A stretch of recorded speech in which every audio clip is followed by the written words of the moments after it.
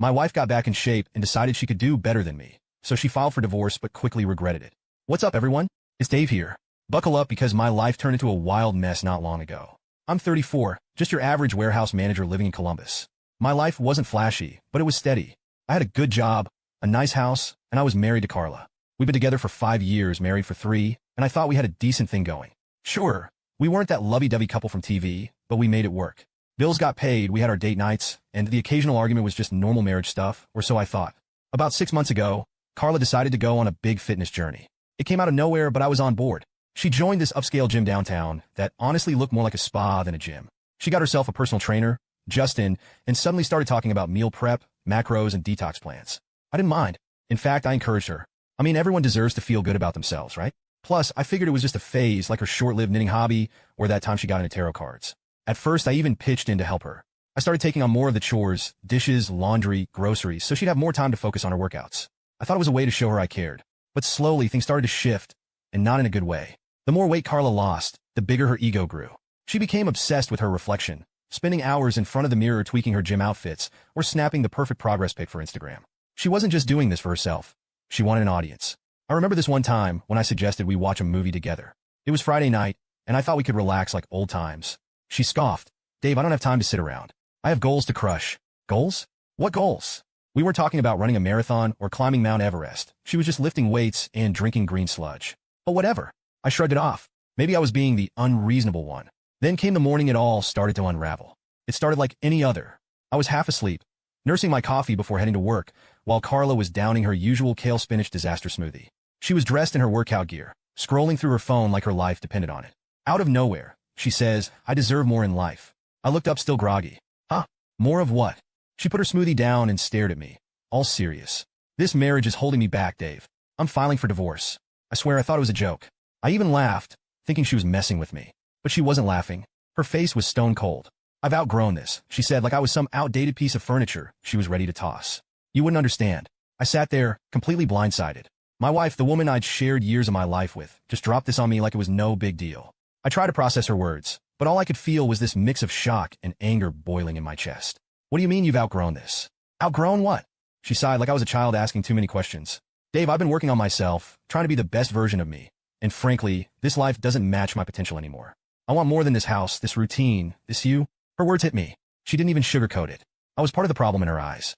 The life we'd built together wasn't good enough for her anymore. She grabbed her gym bag and walked out the door without so much as a goodbye. I sat there, staring at the half-empty glass of green sludge she left behind, wondering what the hell just happened. That day at work was a blur. I went through the motions, but my mind was stuck on Carla. Was this real? Was she actually leaving me? We'd had arguments before, sure, but divorce?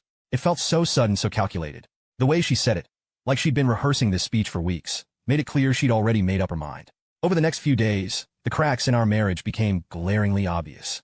She barely spoke to me unless it was about dividing up the house or setting up mediation. She started staying out late, claiming she was at the gym or with friends. Her phone was glued to her hand, and her Instagram was blowing up with selfies and captions like, new chapter, who this, and living my best life. Every post was a slap in the face, a reminder that she'd already moved on mentally, even if the papers weren't signed yet. One night, while scrolling through my own social media, I noticed she deleted every picture of us. Wedding photos? Gone. Anniversary posts? Erased. It was like I'd been scrubbed from her life entirely. Meanwhile, her new posts were racking up likes and comments from people hyping her up. You're glowing. Such an inspiration. It made me sick. None of these people knew the real Carla or what she was putting me through. Another night, I overheard her on the phone while I was getting ready for work. She was in the kitchen, talking to someone in that fake, sugary voice she used when she wanted something. Yeah, I just feel so free now, she said. I'm finally doing what makes me happy. She paused, then giggled. He doesn't even get it. He's stuck in the past. That was the moment it hit me. Carla wasn't just leaving me. She was reinventing herself, and I was the anchor she was cutting loose. But here's the thing. I'm not the kind of guy to just roll over and take it.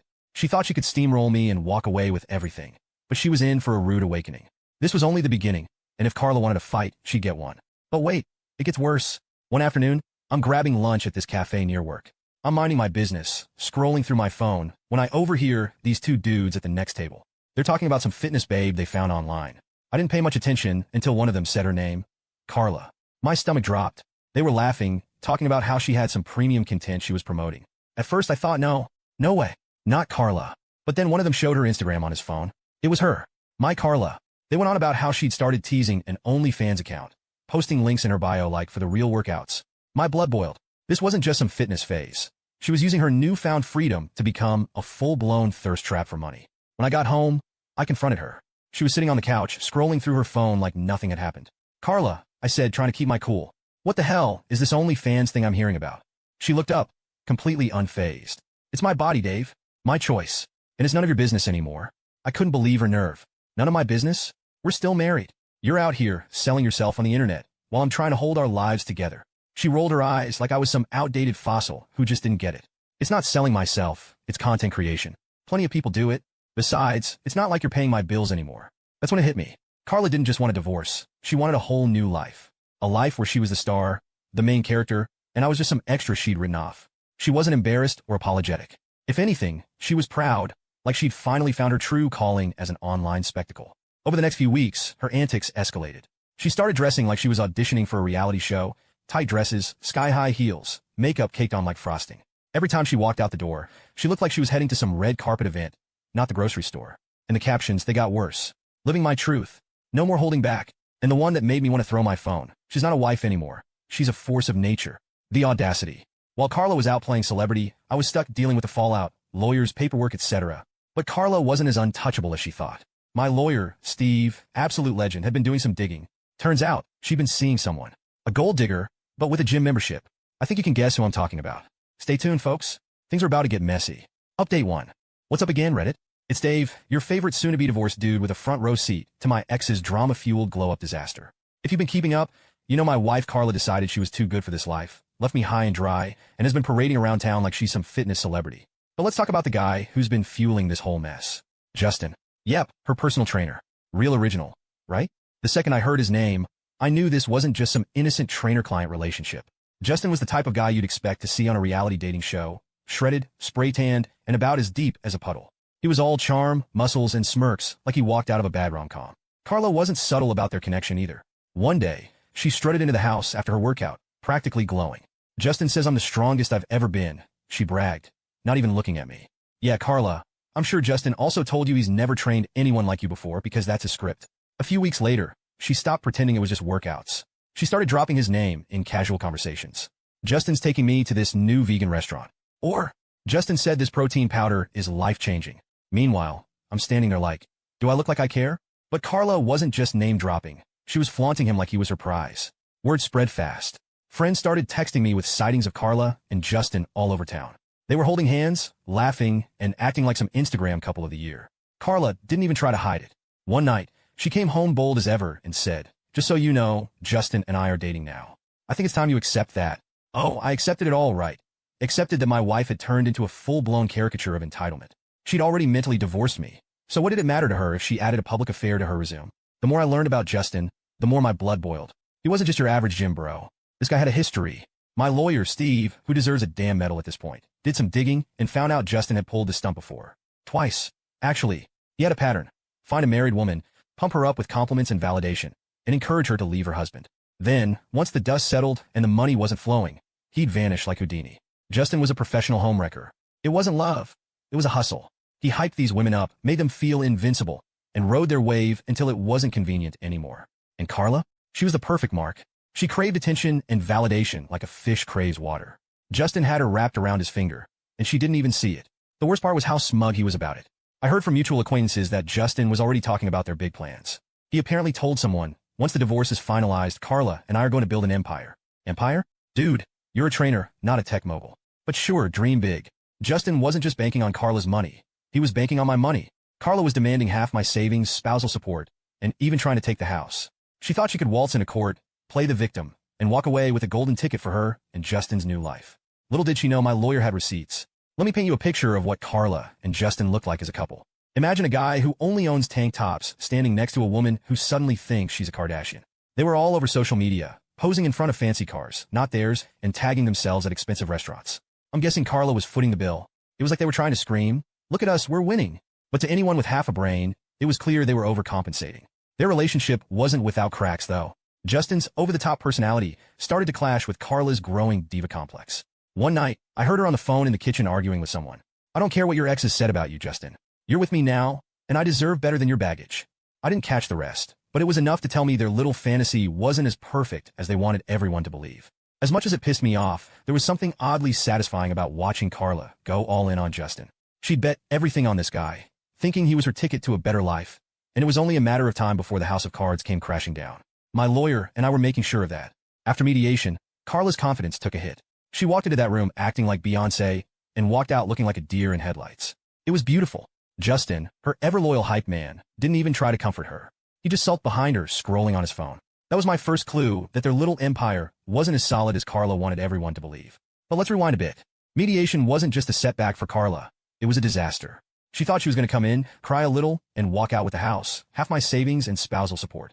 Carla's lawyer painted this picture of her as the underappreciated wife who sacrificed everything for my mediocre dreams. You know, mediocre dreams like the job I've been working my ass off at for years. Steve, my lawyer, absolute legend, was ready.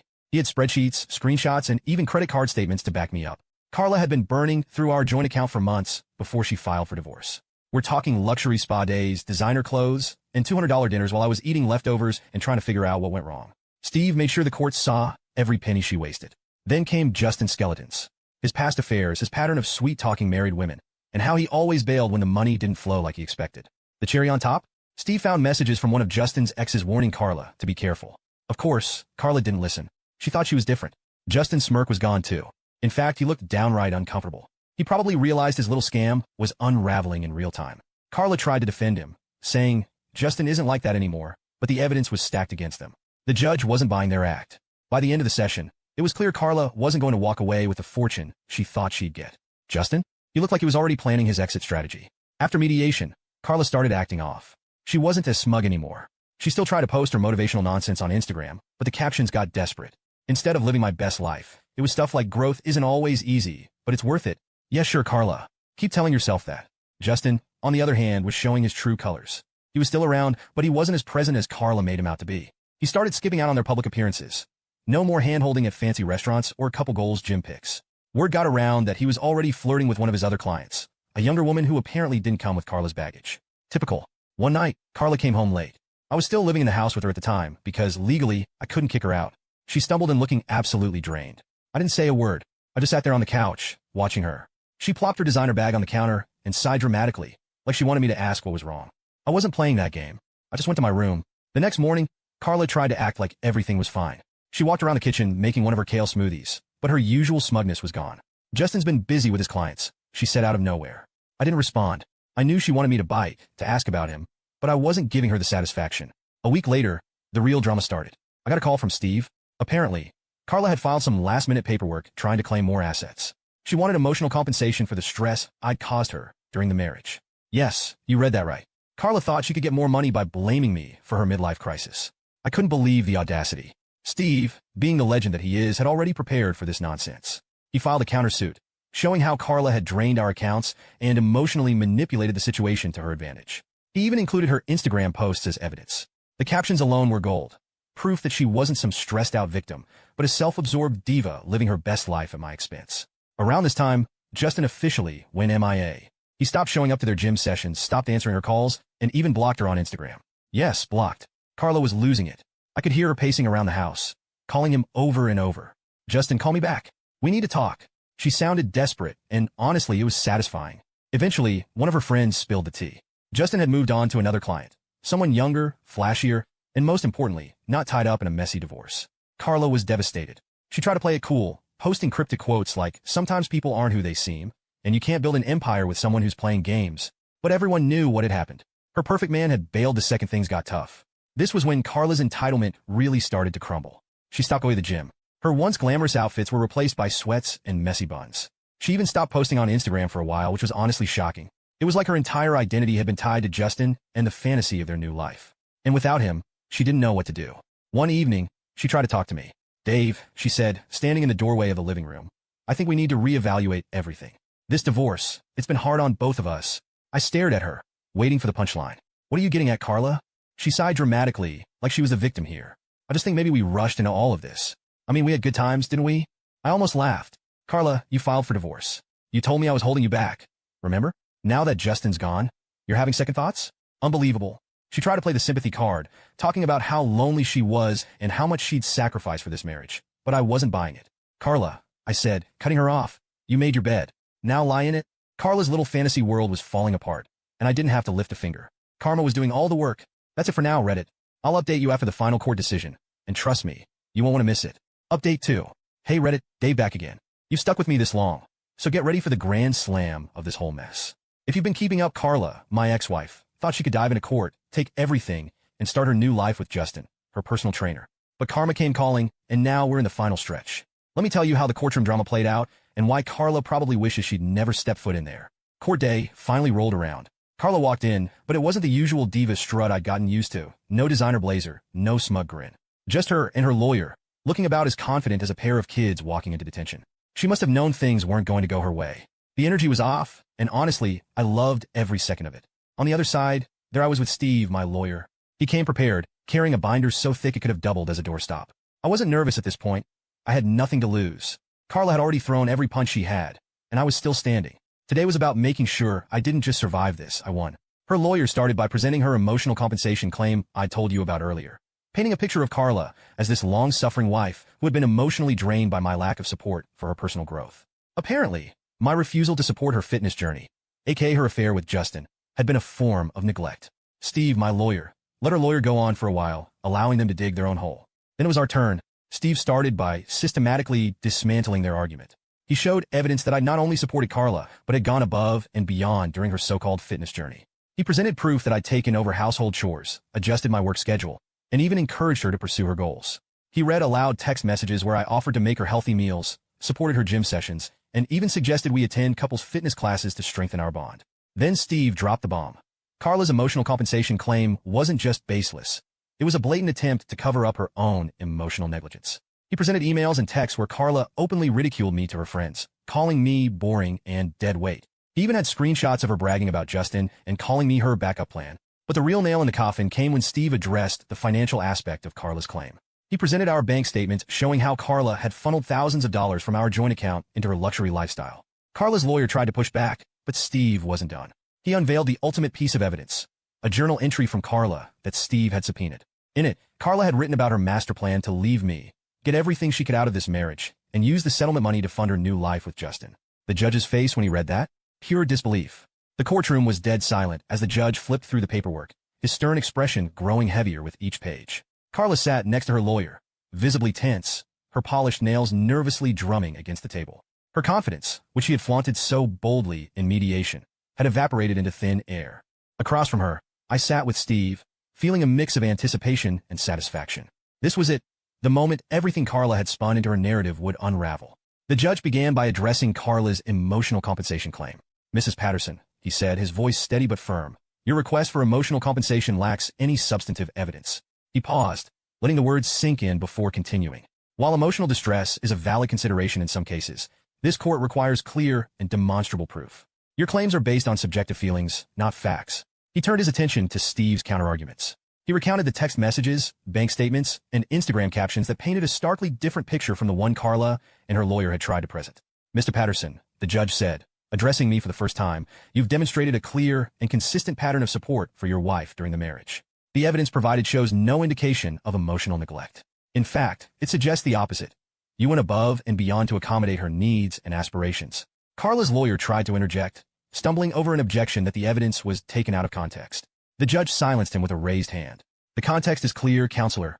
Let's move on. Next, the judge turned to the financial aspect of the case. He methodically reviewed the evidence Steve had presented. Mrs. Patterson, the judge said, his tone growing colder, you withdrew over $223,000 from your joint accounts in the period leading up to this divorce filing. These funds were not used for household expenses or shared needs. Instead, they were spent on luxury items, high-end dining, and personal indulgences. The court finds this behavior irresponsible and in direct violation of your marital financial obligations. Carla squirmed in her seat, her face flushing a deep red. Her lawyer attempted to downplay the spending, claiming it was part of her coping mechanism during a difficult time. The judge was unimpressed. Coping mechanisms do not justify financial recklessness, he said sharply. Then came the house. Carla had confidently argued she was entitled to half of it, claiming she had contributed emotionally, if not financially, to its upkeep. Steve was ready for this. He provided records showing I had paid the mortgage in full, maintained the property, and even handled renovations, all while Carla contributed nothing. The judge didn't mince words. The house will remain the property of Mr. Patterson, he declared. Mrs. Patterson, you have no financial claim to it based on the evidence presented. Carla's jaw dropped. Her lawyer whispered something in her ear, but she waved him off, too stunned to respond. The judge wasn't done. Furthermore, he continued, due to the unauthorized use of marital funds, Mrs. Patterson is ordered to reimburse Mr. Patterson in the amount of $23,750. You could have heard a pin drop. Carla's lawyer slumped in his chair, visibly defeated. Carla herself looked like someone had knocked the wind out of her. Her carefully curated narrative had collapsed in spectacular fashion, leaving her with nothing but the consequences of her actions. The ruling was final. No appeals, no loopholes. The judge closed his folder and said, "This court is adjourned." I leaned back in my chair, a wave of relief washing over me. Justice had been served, and for the first time in months, I felt like I could breathe again. Leaving the courtroom, the tension in the air was palpable. Carla's lawyer was already packing up his briefcase, avoiding eye contact with anyone. Carla trailed behind him, her head hanging low. For someone who had strutted into this process with the confidence of a reality TV star, she now looked utterly defeated. Steve patted me on the back as we walked out. "We did it," he said with a small smile. I nodded, grateful for his work. He'd not only defended me, but also exposed the truth behind Carla's manipulative tactics. As I exited the courthouse, I couldn't help but glance back at Carla. She was still standing there, staring blankly at the floor. For a brief moment, I felt a twinge of pity, but it quickly faded. She had orchestrated this chaos, and now she was facing the consequences. Over the next few days, the fallout of the ruling became glaringly obvious. Carla was ordered to vacate the house within 30 days, and I made sure to enforce it. She tried to stall, claiming she needed more time to get her affairs in order, but I didn't budge. I reminded her that she'd had plenty of time to prepare while she was busy flaunting her affair with Justin. Begrudgingly, she packed up her things and moved out. Watching her leave that final day was oddly satisfying. She loaded her designer luggage into an old car. One of her friends had apparently loaned it to her, and drove off without so much as a goodbye. The house, once filled with tension and resentment, suddenly felt peaceful. Carla's financial situation spiraled quickly. Without access to my income or the marital funds she'd been draining, she was left to fend for herself. She tried to sell off some of her designer clothes and handbags, but it wasn't enough to cover the debt she owed me. Word got around that she was borrowing money from friends who were quickly growing tired of her sob stories. As for Justin, he'd vanished entirely. He didn't return her calls or messages. One night, about 2 weeks after the ruling, Carla showed up at the house unannounced. I opened the door to find her standing there. Her once flawless appearance was replaced by messy hair and tired eyes. She looked like she hadn't slept in days. "Dave," she said softly, her voice cracking, "can we talk?" I stepped outside, closing the door behind me. "What do you want, Carla?" She hesitated, wringing her hands. I wanted to say I'm sorry. For everything. I made mistakes, big ones. I let Justin manipulate me. I got caught up in this fantasy, and I ruined everything." Her words sounded rehearsed, but the desperation in her eyes was real. She wasn't here to apologize out of genuine remorse. She was here because she had nowhere else to turn. "I don't know what you expect me to say," I replied, my tone calm but firm. "You made your choices. You chose Justin. You chose to try and take everything from me. And now you're dealing with the fallout?" Tears welled up in her eyes. Can't we at least be civil? Maybe start over? "I have nothing, Dave. I'm lost." I stared at her for a moment, feeling nothing but resolve. "Carla, I gave you everything. My support, my trust, my love, and you threw it all away. You don't get to come back now and ask for a second chance. That's not how this works." She broke down, sobbing on my porch, but I didn't flinch. After a moment, I stepped back inside and closed the door, leaving her outside with her regrets. Since that day, I've moved on. As for Carla, I've heard through the grapevine that she's still struggling to get back on her feet. She's burned bridges, lost friends, and is now facing the reality of her own choices. Sometimes karma doesn't just knock on the door, it kicks it down. And for Carla, it left her with nothing but the consequences of her actions.